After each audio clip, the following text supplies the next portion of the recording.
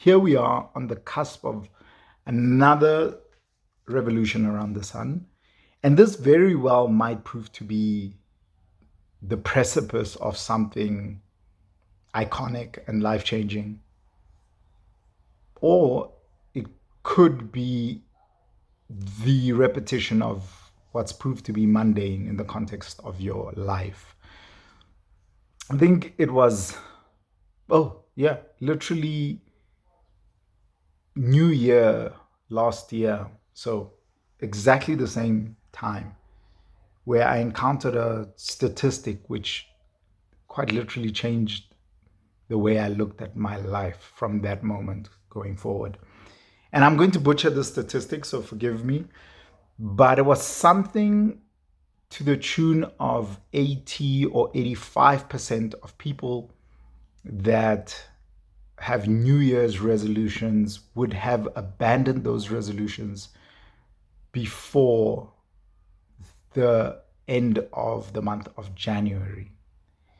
And I believe it was something to the tune of 90 or 90 something percent of people who had taken up a resolution would have fallen off by the end of February. So, in effect, I think it left something like 5% of original goal setters at the beginning of the year would have still been going at it come the beginning of March. Now, I'm getting those numbers slightly incorrect, but the point still remains. Majority of people who set goals at the beginning of the year would have abandoned those goals before the first quarter is up.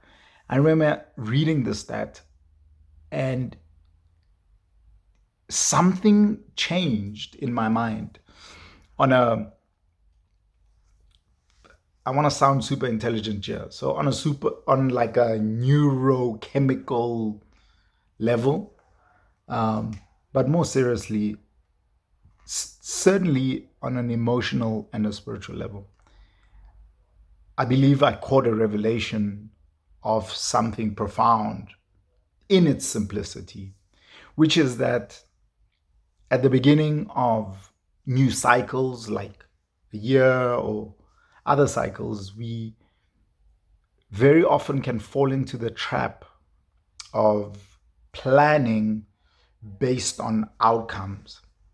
What do I mean by that? Well, it's the beginning of this new revolution, and for many of us, will be focused on the outcome, where we want to find ourselves. And don't get me wrong, that's obviously necessary. You need to set a goal with the end in mind.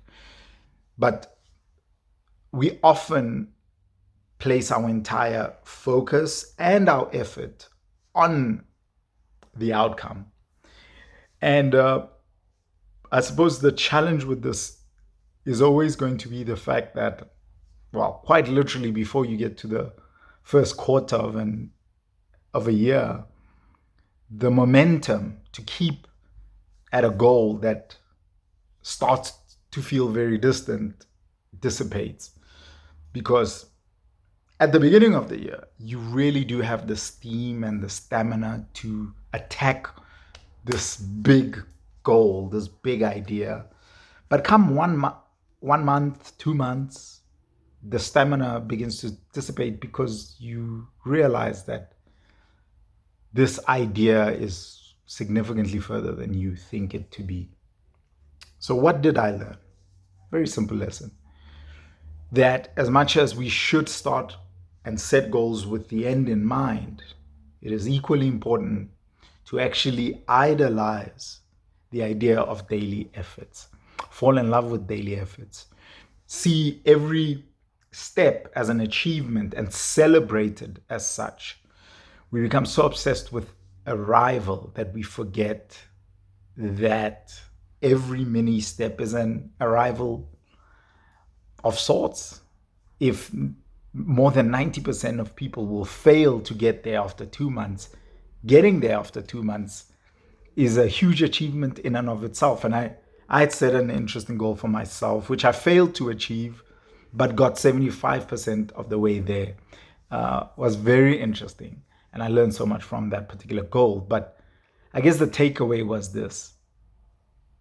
Number one, I was super excited because I realized that I achieved something 95% or 90 plus percent of people were not able to do, which is to see a goal to the third quarter. And more importantly, I learned something that I don't believe I would have understood and adopted had I not caught this revelation, which is that daily efforts make the difference.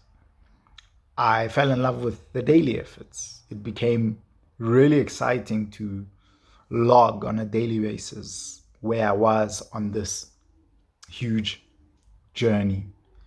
I believe the really popular story where the hare races the tortoise can teach us this lesson effectively, which is that the tortoise always wins.